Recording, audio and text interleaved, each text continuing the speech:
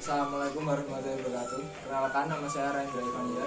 Pada praktikum acara 3 kali ini yaitu mengenai pengenalan anatomi unggas darat dan juga penyakit unggas darat. Di sini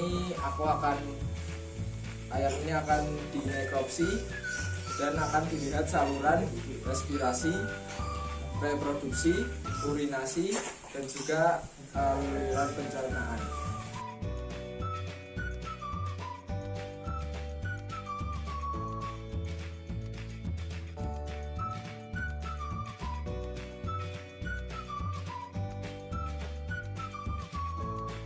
Oke, jadi ini hasil dari ayam setelah disembelih.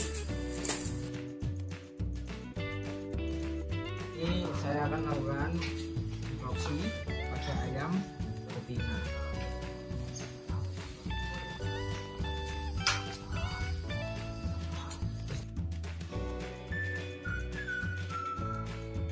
Ini saya akan menjelaskan tentang sistem respirasi dari ayam. Oke, yang pertama dari saluran respirasi yaitu adalah hidung. Hidung sendiri adalah organ respirasi eksternal yang berhubungan langsung dengan lingkungan luar. Fungsi dari hidung yaitu sebagai jalur keluar masuknya O2 dan CO2 dari luar maupun dalam tubuh ayam. Yang berikutnya yaitu ada laring. Laring terdapat katup yang disebut epiglotis yang akan membuka dan menutup saat ayam bernafas. Fungsi dari laring sendiri akan membawa udara menuju trakea. Berikutnya ada trakea. Trakea sendiri berbentuk tabung tersusun atas rangkaian cincin bulu getar atau silia. Fungsi dari trakea yaitu sebagai jalur jalannya udara. Berikutnya yaitu bronkus atau percabangan trakea. Bronkus sendiri memisahkan paru-paru kanan dan kiri, penyaringan terakhir sehingga udara yang masuk paru-paru benar-benar bersih. Selanjutnya yaitu bronkeolus. Bronkeolus langsung menuju ke alveolus. Yang terakhir ada paru-paru. Paru-paru terletak dalam rongga dada, kanan 3 gelambir, sedangkan kiri 2 gelambir.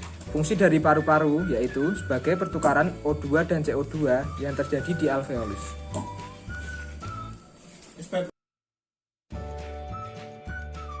Ya, saya akan menjelaskan tentang sistem pencernaan unggas darat yaitu ayam. Sistem pencernaan ayam yang pertama yaitu paru atau tempat pakan untuk masuk. Paru sendiri berfungsi sebagai alat bantu mengambil makanan. Kemudian ada esofagus dengan panjang sekitar 15-20 mm yang tersusun dari otot longitudinal eksternal dan otot sirkular internal serta terdapat kelenjar mukosa. Kemudian ada crop atau tembolok. Fungsi dari crop sendiri yaitu menyimpan dan melunakkan pakan. Selanjutnya ada proventriculus. Proventriculus sendiri berfungsi sebagai penghasil enzim pepsin dan HCl dan terjadi pencampuran pakan. Selanjutnya ada gizzard atau ventriculus. Di gizzard terjadi pencernaan fisik karena ada otot yang dilapisi keratinoid tebal, kuat, dan memecah pakan. Fungsi dari gizzard yaitu sebagai bantuan batu-batu kecil dan grit. Berikutnya yaitu ada usus besar. Di usus besar berfungsi sebagai penyerap air dan garam mineral serta fermentasi. Yang berikutnya yaitu ada sekum atau seka. Sekum sendiri ada 2 pasang. Fungsi dari sekum tempat absorpsi air dan sintesis vitamin larut air serta fermentasi. Yang terakhir yaitu ada kloaka.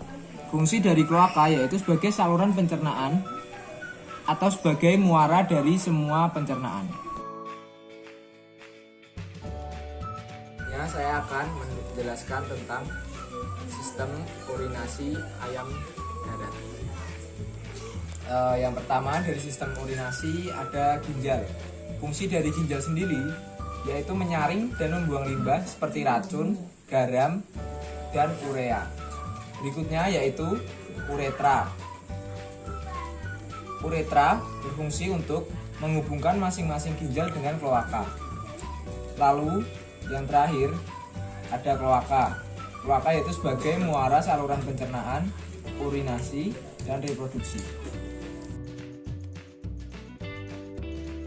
Selanjutnya saya akan menjelaskan tentang organ reproduksi jantan dan organ reproduksi betina ayam.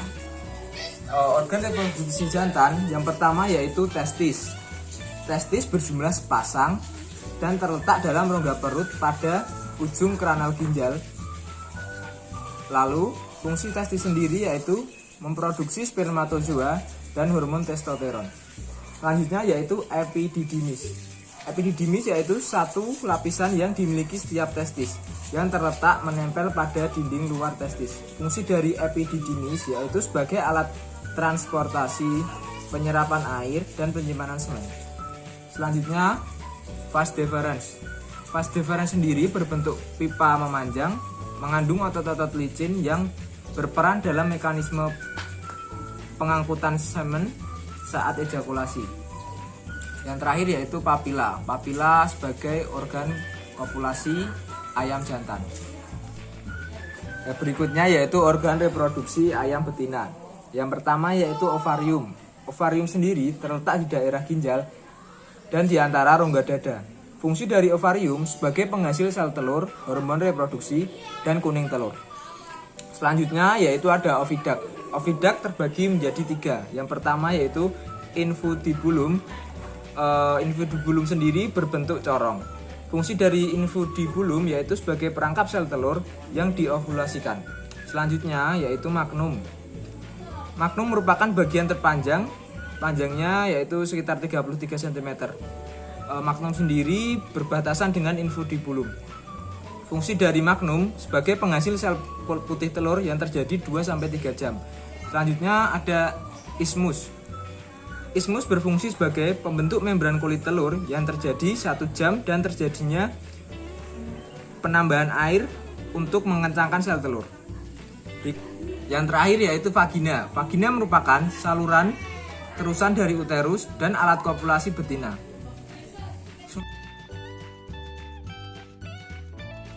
Selanjutnya, saya akan menjelaskan penyakit yang sering menyerang unggas.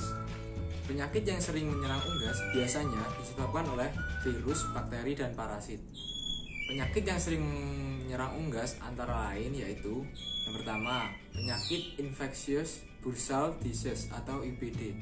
Penyakit ini disebabkan oleh penyakit menular akut pada ayam berumur muda. Virus IBD tergolong virus RNA dari genus Avibimavirus dan famili Birnaviridae. Kerugian ekonomi yang diakibatkan cukup besar karena menyerang anak ayam berumur muda. Gejala yang dialami oleh ayam yaitu ayam terangsang ditandai dengan gejala depresi, nafsu makan menurun, lemah, gemetar, sesak nafas, bulu berdiri dan kotor, terutama bulu di daerah perut dan dubur. Untuk pencegahannya sendiri dengan cara yang paling efektif yaitu melakukan vaksinisasi. Kemudian yang kedua ada penyakit infectious bronchitis atau IB. Penyakit dari ini disebabkan oleh penyakit pernafasan akut yang sering menular pada ayam. IB disebabkan oleh virus dari genus coronavirus dari famili Coronaviridae. Lalu gejala yang disebabkan yaitu seperti batuk, bersin, ngorok, keluar leren-leren hidung, dan eksudat berbuih di mata. Sedangkan untuk pencegahan dan obat belum ditemukan untuk menyembuhkan penyakit infectious bronchitis. Usaha yang dapat dilakukan adalah membuat kondisi badan ayam cepat membaik dan merangsang nafsu makannya dengan memberikan tambahan vitamin dan mineral. Sekian video dari kelompok kami. Terima kasih. Dadah. Dadah. Wes,